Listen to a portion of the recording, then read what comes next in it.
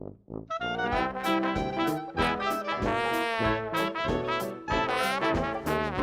good evening, everyone. Thank you so much for being here. My name is Andy Curtis, and it's a privilege tonight to be your MC. It's my pleasure to introduce Mayor Vivian Jones. She's been a Wake Forest resident since 1981, and in 1999 she was elected to the Wake Forest Board of Commissioners, and after serving 2 years, she was elected mayor in 2001. She was re-elected in 2005, 2009, 13, and again in 2017, making her Wake Forest's longest-serving mayor. She currently serves as the chair of the Electra Cities Board of Directors and the chair of the North Carolina Mayors Association. She's also a member of Go Triangle Board of Trustees. Mayor Jones is a passionate ambassador and a respected advocate for Wake Forest across our region and our state. So with that, Mayor Jones.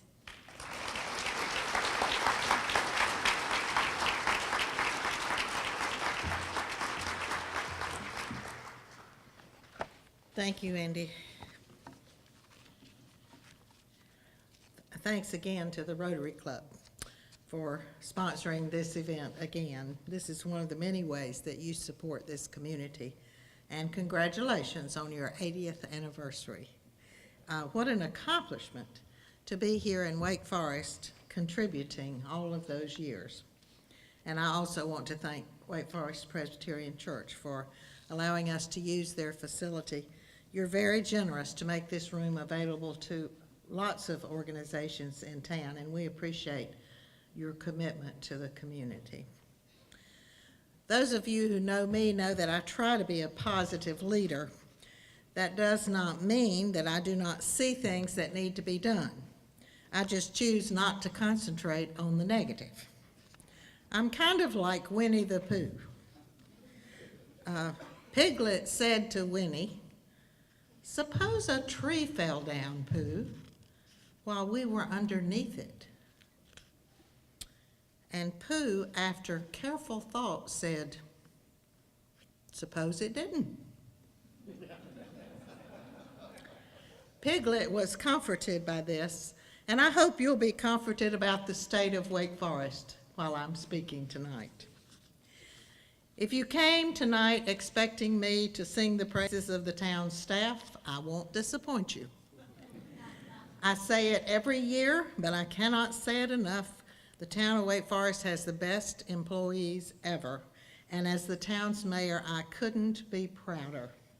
Not only do they do their jobs every day, but most of the time they do extra things too. A couple of years ago, Betty Pierce in our Public Works Department organized employees to adopt the Calvin Jones Highway.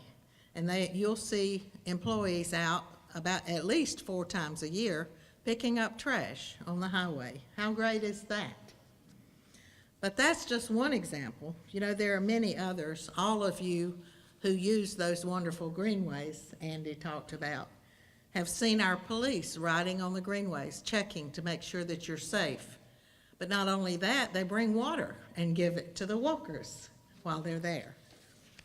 The employees in the street department work hard all year long to keep yard waste and leaves and Christmas trees and other stuff picked up, even on those rare occasions when we put stuff out that they ask us not to put out. And Officer Scott Graham continues to make such an impact on our kids with the DARE program in the elementary schools. One of the students the other day read her essay and said that Officer Graham was interesting and fun. And she said, Officer Graham should never quit doing something he loves. How about a 5th grader recognizing how much he loves his job? Again, as mayor, it is incredible to see how our employees make such a contribution to the town and its residents. The men in Public Works were out all night scraping the streets and putting down salt and sand during the winter storm back in January, while we were in our houses all warm and cozy. And we also had no power outages in Wake Forest Power territory, partly because our crews keep trees properly trimmed all year long, which helps prevent outages during ice and snow events. Also during the snow event, all of the departments let Bill Crabtree and his team know what was going on and what we needed to tell the residents. And Bill and the communications team did an excellent job getting out the information, and our residents appreciate that. Now I'd like to ask Mike Barton if he would stand up. Where is Mike? I know he's not going to want to do this, but Mike Barton has worked for the town for 20 years, and he's been the Public Works Director since early 2002. And Mike is going to be retiring in April, and I just wanted us to thank him tonight for his commitment and leadership all these years.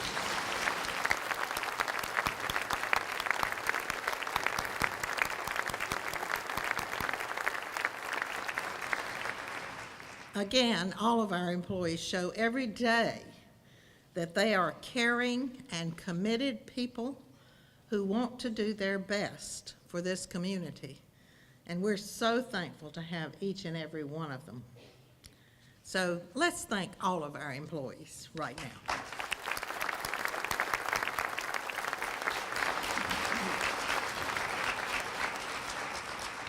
While I'm talking about people who are making a difference in our community, let me salute the members of our advisory boards. There are 14 advisory boards, most of which have 9 members, and that means that there's about 125 people who volunteer to help make our community better.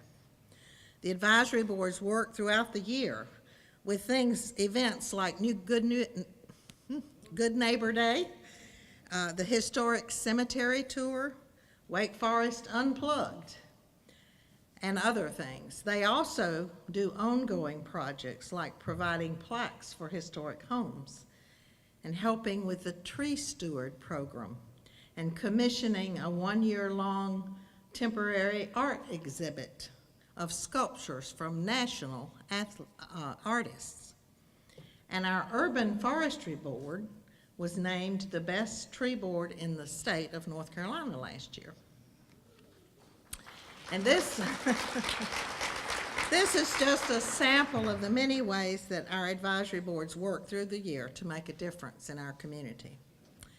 And then there's one other group of people I want to mention who make a tremendous impact on our community, and that is all of you. All of you who belong to civic groups and Wake Forest Arts and Sing and the Artists Guild and Koinonia and the JROTC and all the veterans groups, and I could go on and on and on.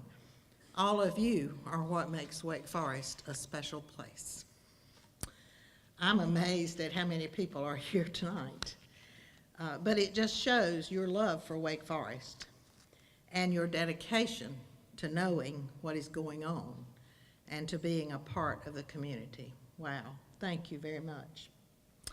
There are many things all these people do that I could talk about, but I want to mention just one thing that was new this past year, and that was the Dance Festival by Wake Forest Arts. Frankly, I was overwhelmed by the beauty and talent of all of the people involved in the dance festival, from the high school students to the professional dancers. I hope they're going to keep this going for 25 years like they have Six Sundays in Spring, which celebrates its 25th year this year. Speaking of working for your community, I want to take a moment to recognize someone who is a fixture at all town events and activities. This is a person you see everywhere, and most of you probably don't even know his name. But that person is Joe Martinson. Joe is standing right back here.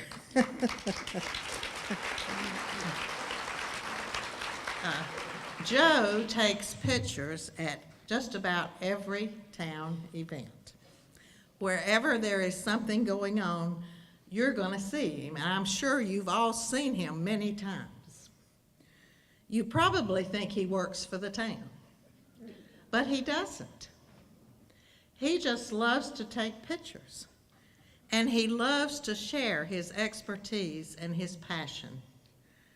Because of Joe, we have a pictorial record of all the wonderful things that are going on in Wake Forest. What a blessing he is to our community. We are so much richer for having you here. Thank you so much, Joe.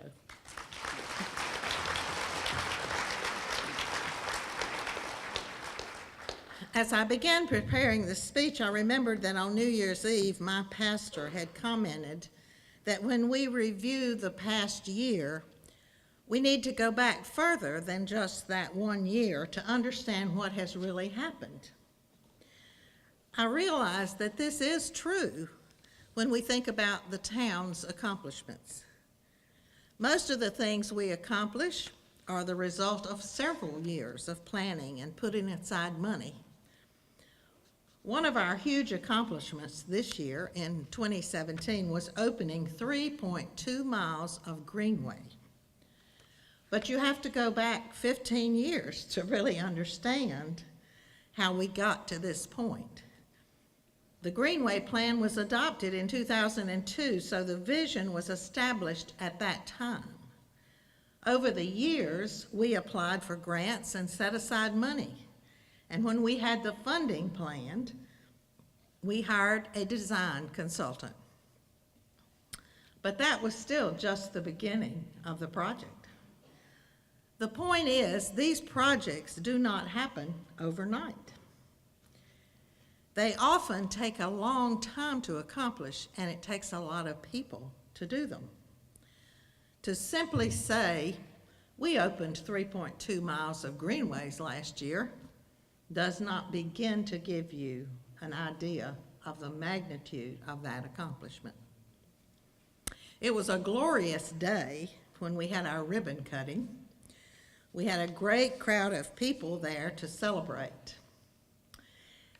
And I want to share with you that we sold $4.6 million in 2014 bonds that our residents had voted for and added it to $8.1 million from Campo, Wake County, and other sources to pay for the $12.7 million worth of greenway. Now, how's that for using your money wisely? But we're not done. There are going to be many more miles of greenways to come. Another project that took a while was building dedicated pickleball courts at Flaherty Park. If I remember correctly, it was about 6 years ago that I first heard about pickleball. We had a very vocal group of people who were playing pickleball at Flaherty Park, and we arranged for them to also use the tennis courts at Flaherty and at Wake Forest Middle School. But last year, we finally finished our very first real pickleball courts. And I just want that group of pickleball players to know that we're expecting them to have a big tournament there pretty soon. You may recall that our swimming pool at Holding Park was built by the WPA back in the 1940s. And no, I was not here then. The pool was renovated in the 1980s and again in 2014, but in 2016 we discovered major problems with the foundation and were forced to temporarily close it. We surveyed our residents and they responded overwhelmingly that they wanted us to continue having a public swimming pool. So we had a new design done, tore out the old pool, and started construction on a new outdoor aquatic center. We have been without a pool for 2 years, but this year we will have a great facility with a 6-lane, 25-yard lap pool, 2 water slides, and a children's pool. we plan to have a huge grand reopening, so get ready for that.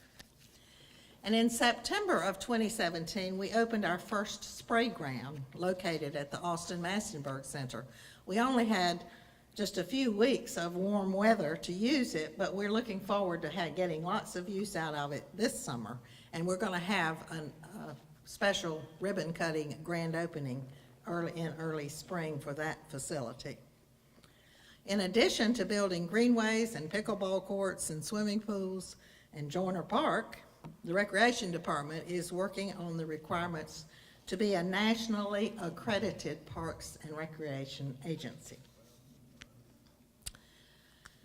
Last year, we also completed an update to the Renaissance Plan for downtown. It's exciting to imagine the possibilities as we begin the implementation.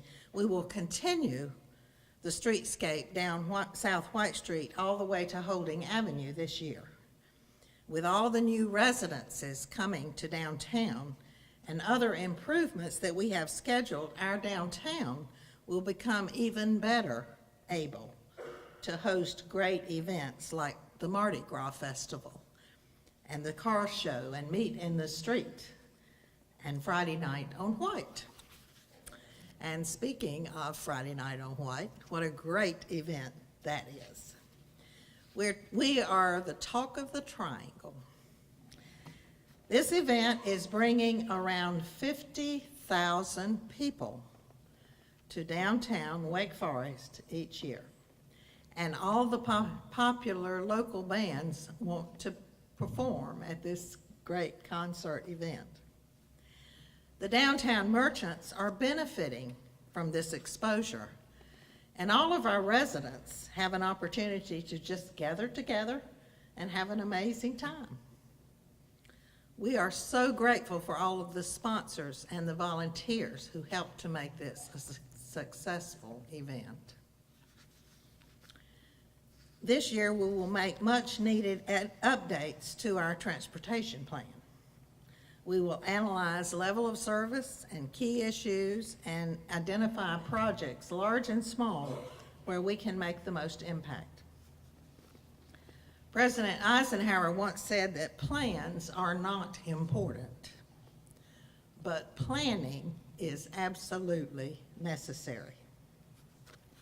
How true this is. Working together, planning together, we can realize our best dreams for what we want in our community. And along with the transportation plan, we will look at the neighborhood planning areas in the community plan to make sure we have all the proper components in each one of those. This year, we will sell the rest of the 2014 bonds for Joyner Park development and the expansion of the senior center. We are close to completing the planning for the Joyner Park Community Center, and construction will begin in April with completion in May of 2019. Many people will use this facility for a long time, and we are committed to making it the best it can be, while at the same time preserving the beauty of our most popular park. I'm pleased to report that the expansion of the Northern Wake Senior Center is underway. They had, our seniors are clapping back there. They had 48 different events or classes every week last year and had an average of about 30 people joining the center every month. So it's easy to understand why they simply ran out of space. Let me share with you another example of our community working together. While the seniors are displaced from their center, other organizations have stepped up and allowed them to use their facilities. Places like Wake Forest Presbyterian Church, Brookdale Senior Living, Caroline Assisted Living, The Lodge, the Northern Regional Center, and the American Legion Post, and the town. All of these organizations have welcomed the seniors during this time.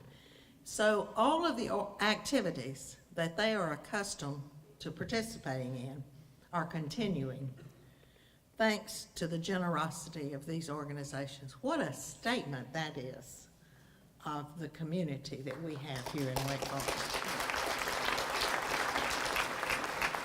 We completed the renovations to the Renaissance Center Annex last March, and the renovations to the Grand Hall and upstairs are now underway. We were thrilled to receive funding from the Wake County Hotel Food and Beverage Tax to help pay for these renovations, and we thank the county commissioners for approving that. Thank you very much.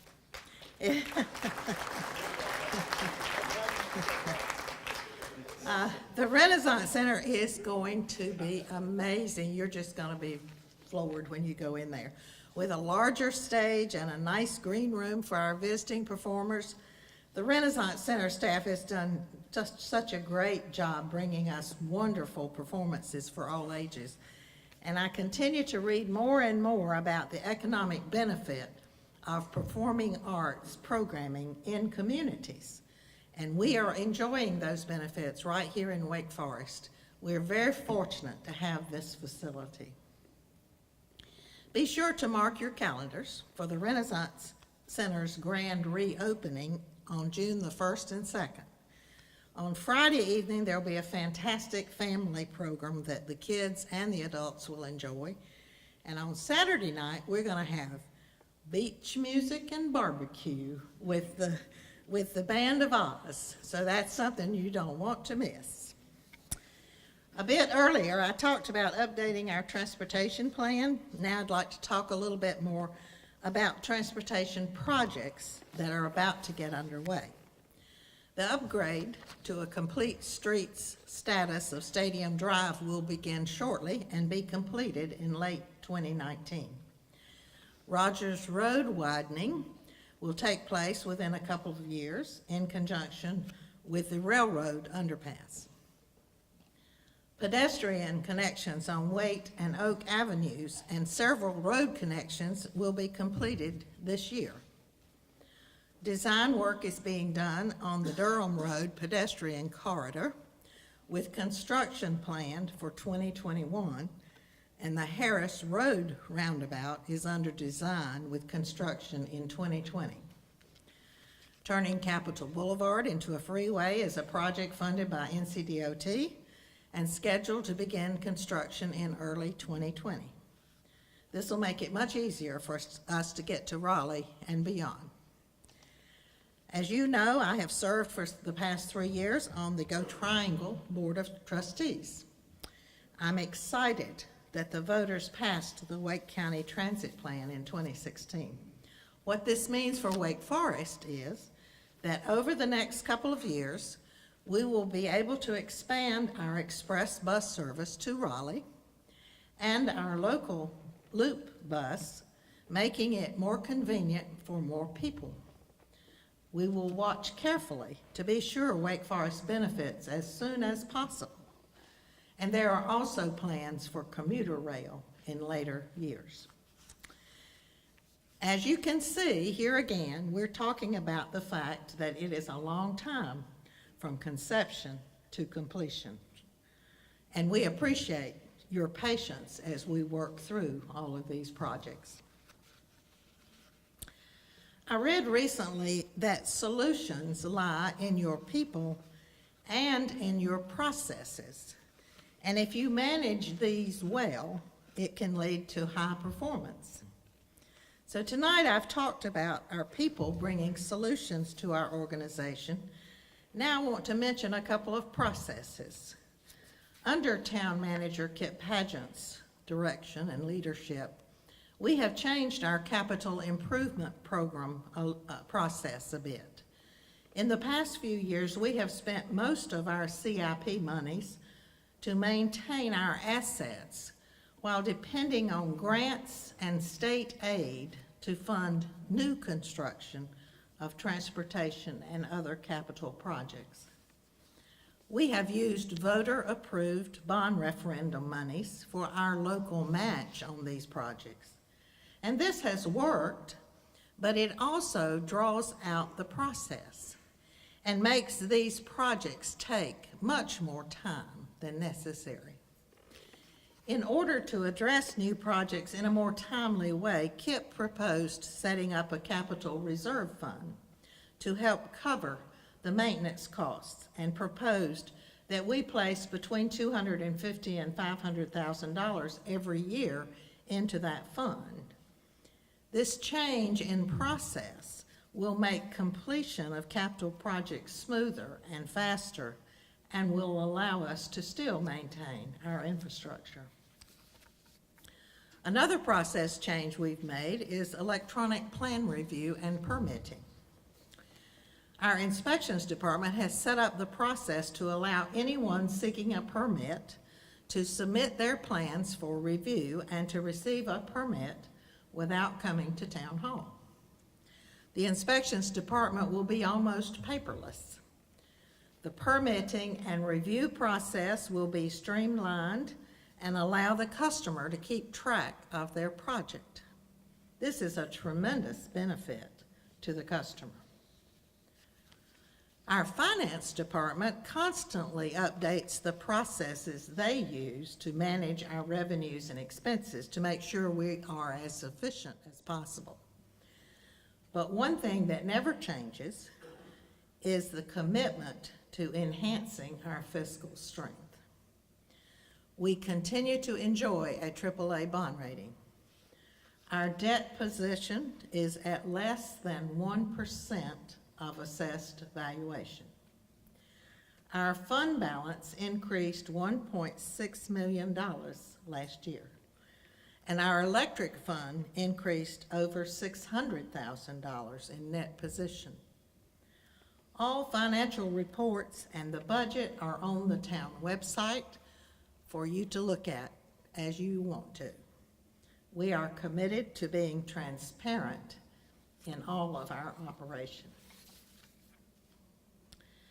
I want to share with you a new initiative in which we are collaborating with the Wake Forest Rotary Club, Wake Tech, and the Chamber.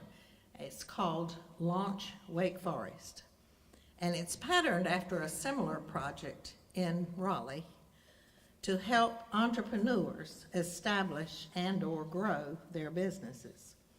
I am so pleased the town is part of this initiative, and I want to thank Brad Walker and Bob McCamey for their leadership from the Rotary Club.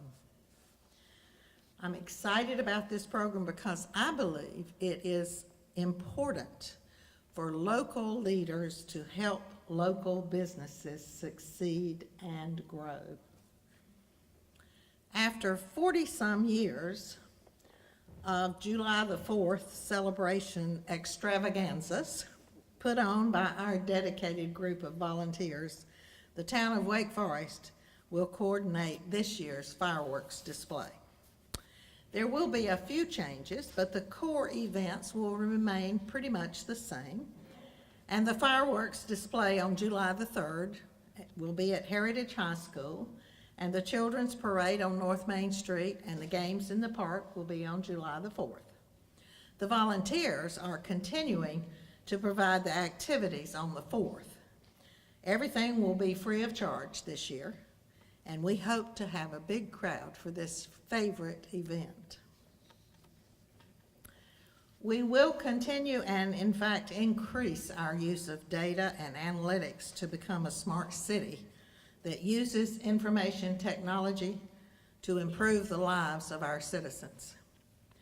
According to Jennifer Robinson, who is my friend, who is on the Cary City Council, and she's also the Director of Local Government Solutions at SAS, she says not only can analytics interpret data from meters and sensors, it can identify patterns of behavior between people and places and events. And I believe that our Technology Advisory Board is leading us down this path, and I'm excited about that.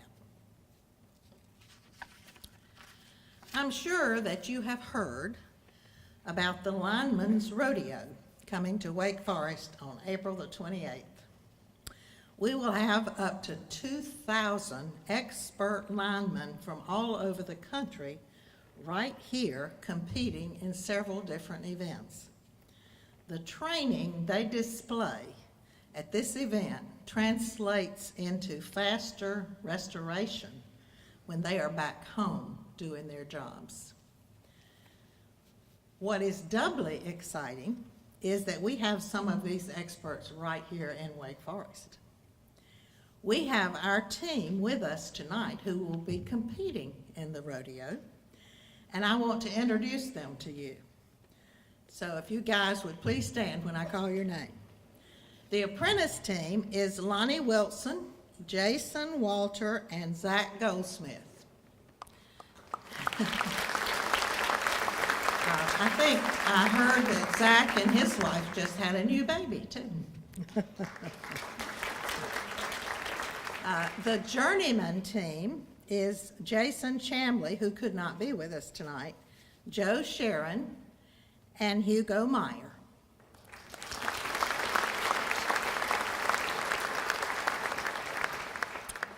This will not be a new experience for Hugo. He has competed in Florida, and California, and Texas, and Minnesota, and he has placed in those events. We're really proud of him. In fact, evidently his talents are legendary because, a little story, I was out at the site, the rodeo site the other day, making a video with some folks from Electra Cities, and somebody mentioned Hugo's name, and one of the ladies says, "Oh, Hugo is our rock star." He's my rock star too. I hope you're going to come out and watch them. It is fascinating to see how quickly and expertly they do their jobs. No wonder public power communities have the best record for getting residents back online when outages occur. Speaking of Electra Cities, I was honored last month to be elected chair of the Electra Cities Board of Directors. For those of you who may not be familiar with Electra Cities, it is the membership organization for public power communities in North Carolina, South Carolina, and Virginia. We are partnering with Electra Cities and with the American Public Power Association and the CAIMS to put on the Lineman's Rodeo. And we are very pleased tonight to have Electra Cities CEO Roy Jones with us tonight. Thank you, Roy, for being here.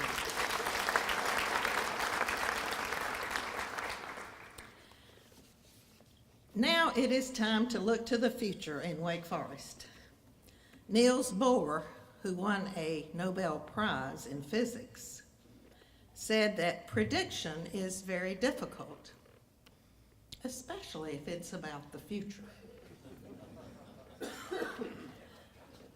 However, I think we can probably predict with some accuracy that we will continue to grow and be like other places, according to Governing Magazine, where roads are jammed and services are strained. However, according to Governing, theoretically, most urbanists agree that adding more density would actually help matters. With density, cars don't have to be used as much. The tax base is larger to support services we need to provide. And urban density can be both culturally and economically enriching. Maybe that's a conversation for a dinner party one night. Nevertheless, I believe that cities need some flexibility. Tight regulations sometimes do squelch innovations that could enhance urban living. I believe the state of the town of Wake Forest is excellent. There are so many more great things happening here, but I don't have time to talk about all of them. Your town board and your staff are working hard along with you as a team to make our town a great place. I began with a quote from Winnie the Pooh, and I'm going to end with a quote from George Bernard Shaw. He said, People who say it cannot be done should not interrupt those who are doing it. And folks, we are doing it in Wake Forest. Thank you all very much.